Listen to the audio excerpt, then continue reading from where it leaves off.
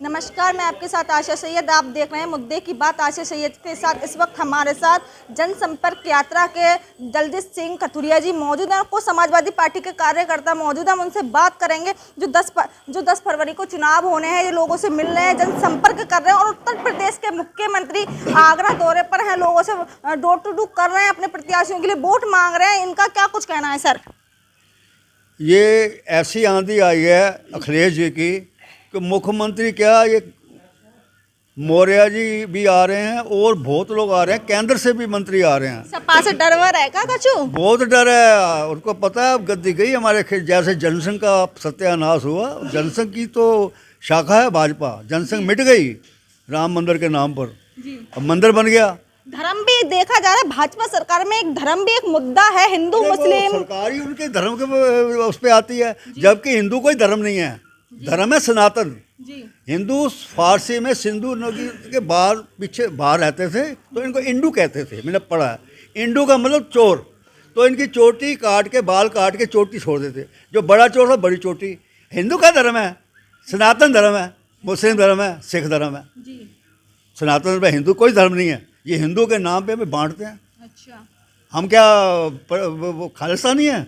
हमने खून दिया है आज़ादी के लिए। किसान धरने पर बैठे थे, खालिस्तानी पाकिस्तानी कहा गया, आंदोलन जी भी कहा गया। क्या कहना है इस पर? अरे शाहनाबाद में इन्होंने पाकिस्तानी कहा आंदोलन को कुचलने के लिए, किसानों के लिए खालिस्तानी कहा। वो तो भाग अच्छा था हमारा, गुरु नानक की कृपा से टिकैत आ गए। उन्होंने मैं भी खालिस्तानी हूँ। आज आपने सेल्फी रेस्टोरेंट पे प्रेस वार्ता रखी है, मेन उद्देश्य क्या था आपका प्रेस वार्ता का? उद्देश्य यही था, जो 9 हमारे खड़े हुए आगरा से विधायक, आगरे से बड़ा लगाव है अखिलेश जी को। मैं ये चाहता हूँ, ये बेनती करता हूँ, अनुरोध कि 9 के 9 प्रचंड बहुमत से जीते, उनकी भाजपा की जमानत जब्त करा दें। अच्छा, भाजपा को एक भी सीट ना मिलेगी? ना, नहीं मिल रही। क्यों? कुल 3 सीट मिल रही है 403 में, जो मेरी समीक्षा है। 3 सीट कैसे मिल जाएंगे? 400 ना मिल रही तो 400 तो हमें मिल रही है ना। 3 इसलिए मिल रही है कि 1, 2, 3 दान में दान में हम दे रहे हैं। दान में 3 हो जाए यहाँ से। अच्छा। बिल्कुल। क्यों, अभी आया था एक बेचारा कि दिन में 2 बजे 13 साल की बेटी गई, रेप करके उसका। बेटी बचाओ बेटी पढ़ाओ, बच्चियों के साथ रेप हो रहा है। क्या बेटी बचाओ? कानून ही नहीं है, कानून का राज नहीं, गुंडा राज है। ऐसे कैसे कह रहे हैं? अरे आया मेरे पास अभी, भाजपा का सर कहना है कि सपा गुंडा राज करती है, उनकी क्या सरकार में सपा ने गुंडा राज है। क्या किया? सपा ने कभी कोई गुंडा राज? गुंडों को टिकट दे रही है। गुंडे नहीं है, वो अन्याय के खिलाफ लड़ते हैं, सच पे। अच्छा। उसको गुंडा कहते हो? मुझे गुंडा मेरा नहीं, भाजपाइयों को कहना है। अरे तुम मुझे गुंडा कह दोगे? मैं बोल रहा हूँ कि योगी जो है हिंदू नहीं है, चोर है, इंडू है। अच्छा, क्या मुझे कर लो जो करना है?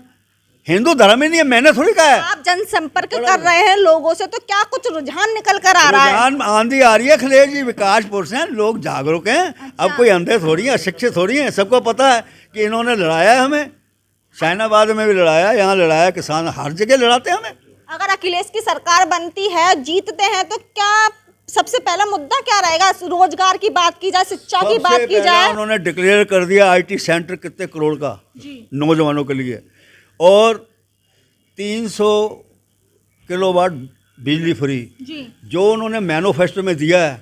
एक मैनिफेस्टो में और चीज़ देने वाले हैं। वो क्या है? वो आगरा का जो दलित और मुस्लिम है, मजदूर जूते का, उनको बोनस देना कंपलसरी होगा। अगर उसे एक्सपोर्ट करना होगा तो 16%। अच्छा। अभी नहीं देते। अच्छा, तो ये और आ रहा है, जब अखिलेश जी आएंगे ये डिक्लेयर कर जाएंगे। ठीक है। मेरी क्या बात नाम हो है? गई।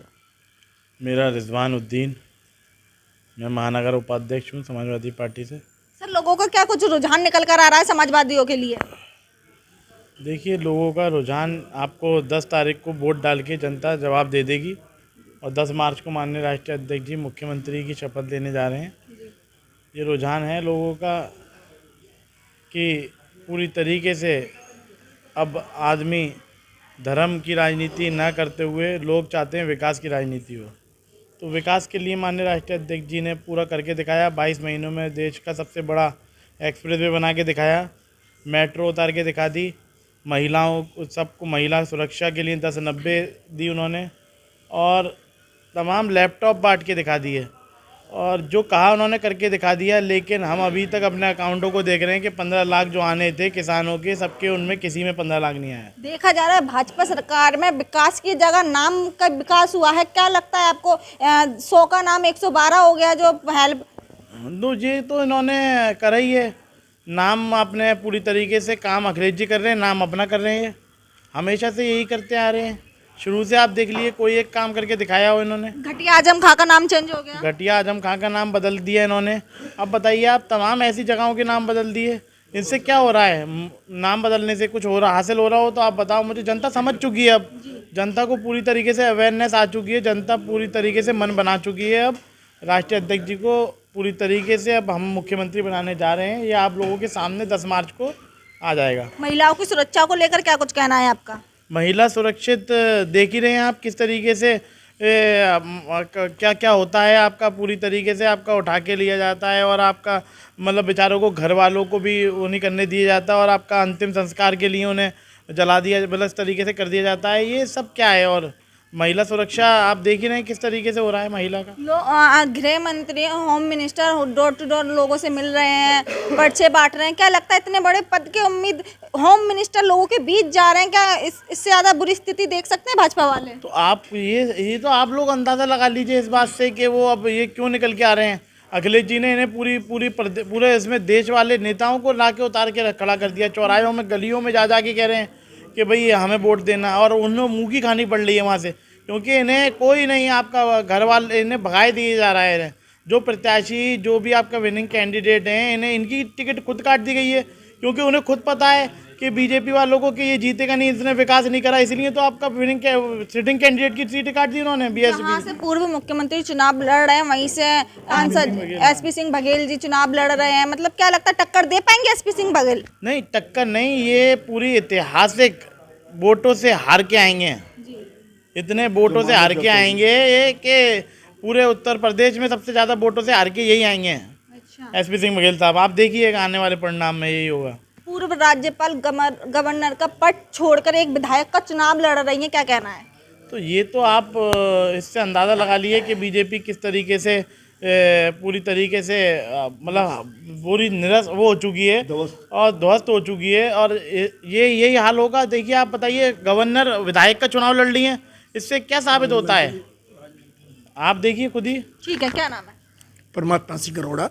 सर, क्या लग रहा है चुनाव का माहौल कैसा होगा? चुनाव का माहौल बिल्कुल बदलता हुआ नज़र आ रहा है, क्योंकि जितने भी मिनिस्टर हैं, जितने भी राज्य मंत्री हैं, वो अपनी सांसद हट के अपने वो जो हैं वो जा रहे हैं, डोर टू डोर जा रहे हैं अपना प्रचार करने के लिए। उनको डर है कि सपा जो लाल टोपी वाले हैं, जिनसे उनको खतरा नज़र आता है, जिनको वो खूनी कहते हैं, उनसे वो डर के जगह जगह, मोहल्ले मोहल्ले, शहर शहर जा के वो अपना प्रचार कर रहे हैं। समाज का कितना सपोर्ट मिल रहा है सपा को? सिख समाज का पूरा सपोर्ट है। अच्छा। अगर कोई अच्छा कैंडिडेट कहीं रहा है तो उसको वो सिख समाज पूरा सपोर्ट करेगी, जिसने कोई विकास किया, वाकई विकास। अखिलेश जी को मुख्यमंत्री बना रहे हैं? ऐसे बिल्कुल बनेगा। भाजपा को क्यों नहीं? योगी जी को क्यों नहीं? योगी जी का धर्म की जो राजनीति है, क्योंकि मुस्लिम सिख हिंदू को बांटना चाहते हैं, कहीं कब्रिस्तान की बात, कहीं मंदिर की बात जो करते हैं, इसलिए लोग उसको सुन के अति संघर्ष में आ गए हैं कि भाई ये बातें जो हैं राजनीति में नहीं हुई। गुरु छठम पातशाही से पूछा गया कि भाई क्या चीज़ ऊंची है, उन्होंने कहा धर्म ऊंचा, राजनीति नीची है। ये राजनीति को ऊंचा कर रहे हैं, धर्म को नीचा कर रहे हैं, ये दिखाने के लिए कि ये मोहम्मदन है, ये सिख है, ये ईसाई है।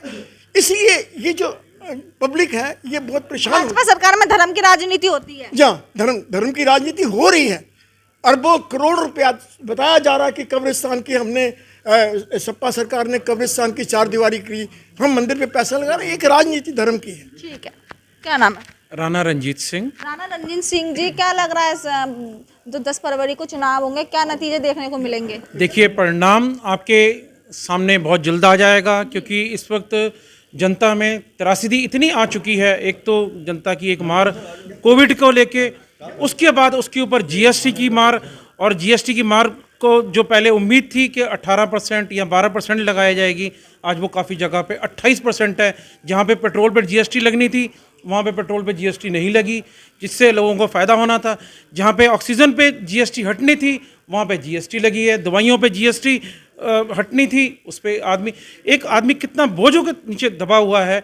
मैं आपसे एक सवाल पूछना चाहता हूँ, आप अपने पिताजी, अपने दादाजी से पूछिए, उनको सिर्फ भारत के 3 उद्योगपतियों के नाम पता थे, टाटा, बिरला और ये अपना 3 सिर्फ थे, टाटा, बिरला और हमारे ये थे अंबानी। अंबानी। ठीक है जी। और मेरे ऐसा को क्या है इन तीनों में जो सबको इन तीनों का ही नाम रटा हुआ है? क्योंकि इन्होंने अपने भारत का विकास किया है, इन तीनों ने भारत का विकास किया किस है। तरीके से? चाहे वो उद्योग क्षेत्र हो, चाहे नौकरी का हो, चाहे अपना क्या नाम है वो टैक्स भरते हैं। बट आप अब 3 सालों से या 4 सालों से आपने अडानी का नाम सुना होगा। मेरे पिताजी, मेरे दादाजी ने, किसी ने अडानी का नाम सुना नहीं। बट 3 सालों ने उसकी इतनी संपत्ति उसकी अर्जित हो चुकी है कि वो आज अंबानी का टक्कर खड़ा हो चुका है। भाजपा सरकार उद्योगपतियों के हित में काम करती है। बिल्कुल ऑब्वियस वाली बात है। आप ये देख सकते हैं अडानी का उसका जीता जाता उदाहरण है। और आज क्या नाम है, किसान इतने 1 साल तक धरना तो बहुत सारे चले, बट किसानों का जो आंदोलन चला, जो पंजाब के किसानों का आंदोलन चला, वो पूरे 1 साल तक चला है। उसमें सिर्फ वो इसी को हटाना चाहते थे, वो सिर्फ अडानी को हटाना चाहते थे, क्योंकि वो अडानी अपना प्रभाव दिखा के वहाँ पे अपने गोदाम बना रहा था और अपने उस पैसे खर्च करके वो और ऊपर होना चाहता था, इसी को भगाना चाहते थे। मेन पीछे मकसद यही था, जो MSP की जो कहानी थी, पीछे जो षड्यंत्र रचा गया था, उसको ये सब किसान लोग, क्योंकि वो जानते हैं कि अगर MSP बढ़ा तो सबसे ज़्यादा जो परेशानी आएगी वो गरीब, जो एक कॉमन आदमी है, उसके ऊपर सबसे ज़्यादा परेशानी आएगी। युवा है, बात युवा की करती हूँ। रोजगार को लेकर देखा जा रहा है, योगी सरकार के पोस्टर भी लगे हैं, जगह जगह 4.5 लाख युवा को रोजगार मिला है। आपको लगता है कि युवाओं को रोजगार मिला है? हाँ, बिल्कुल मिला है। तभी तो लोग उतर उतर के सड़कों पे आ रहे हैं, तभी तो क्या नाम है विद्यार्थी सड़कों पे उतरे हुए हैं, तभी तो शिक्षक सड़कों पे उतरे हुए हैं। एक अखबार में भी सर्वे निकला। मैम ये चीज़ बताइए, अगर जिसको रोजगार मिला हो तो उसको क्या सड़क पे आने की जरूरत है क्या? मैं आपसे एक सवाल पूछता हूँ। बिल्कुल नहीं। बिल्कुल नहीं है ना, तो फिर आज वही लोग क्यों सड़कों पे आ रहे हैं? लास्ट मोमेंट पे यूपी टेट का पेपर लीक हो जाता है, आधे स्टूडेंट पेपर कर लेते हैं, कुछ तो रो रो कर वहीं कॉलेज पे बैठ जाते हैं कि हमारी पूरी साल की मेहनत खराब हो गई। इस पर क्या कहना है? मैम इस टाइम में जिन्होंने लोगों ने क्या नाम है पूरी मेहनत करी, वो अपने तेल छिड़कने को तैयार थे हमारे यहाँ पे क्या नाम है। और कई उसमें से लोग ऐसे थे कि हम यहाँ से इस उत्तर प्रदेश जाने को प्लान करने को तैयार हैं। उनको पता है उनका भविष्य किस संग क्या खिलवाड़ हुआ है यहाँ पे आके, क्योंकि वो देख रहे हैं कि एक दूसरे प्रदेशों में जाते हैं तो वहाँ पे उन्नति है, वहाँ पे स्टूडेंट्स को वहाँ पे मान सम्मान दिया जाता है। और बाहर का अगर आप देखें, अगर आज नासा का अगर आप रिपोर्ट उठा के देखें तो 33% नासा में हमारे भारतीय हैं। कोई भी अगर बड़ा चाहे वो गूगल हो, चाहे आपका यूट्यूब हो, चाहे कोई से भी बड़ा फेसबुक हो, वहाँ पे जितने भी पदाधिकारी हमारे, आज हमें बड़ा गर्व है कि वहाँ पे हमारे इंडियन है, क्योंकि उनको पता है कि हमारे यहाँ पे जो भारत सरकार, चाहे वो प्रदेश की सरकार हो, चाहे भारत की सरकार हो, हमें उठने नहीं देती है। आपको मजबूरन वो बाहर निकलते हैं, उनका अच्छा पैकेज भी मिलता है और अच्छा क्या नाम है जो उनको सम्मान मिलना चाहिए, वो वहाँ बाहर जाके देशों में सम्मान भी मिलता है।